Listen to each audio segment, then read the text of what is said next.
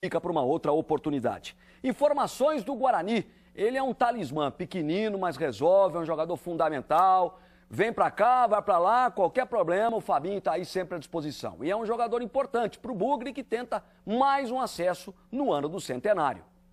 Primeiro coletivo da semana no Guarani.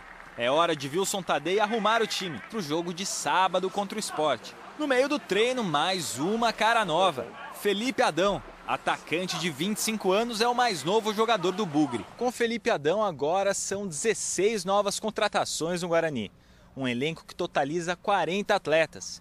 Entre tantos jogadores, tem um que é colocado como principal nome do time. É o atacante Fabinho. Em mais de 2 anos de Guarani, Fabinho conseguiu 2 acessos com o clube. O primeiro em 2009, para a primeira divisão do Brasileiro. E esse ano para a Série A1 do Paulista. Aqui é minha casa, aqui eu me sinto bem, cara.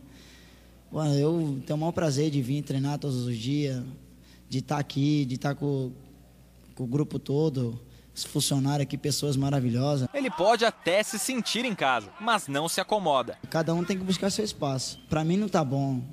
Se no dia que eu achar que tá bom para mim aqui, eu paro, eu falo, eu sempre vou continuar trabalhando, cara. Vou continuar trabalhando, fazendo o meu melhor, como eu sempre fiz. E no ano do centenário, Fabinho quer um novo acesso. Sabendo que é difícil, uma coisa que eu sempre falo para todo mundo é que todo mundo tem que estar focado, um grupo unido, fechado, para que a gente possa estar buscando nosso objetivo sempre, que é o acesso, que vai ser importante para todo mundo.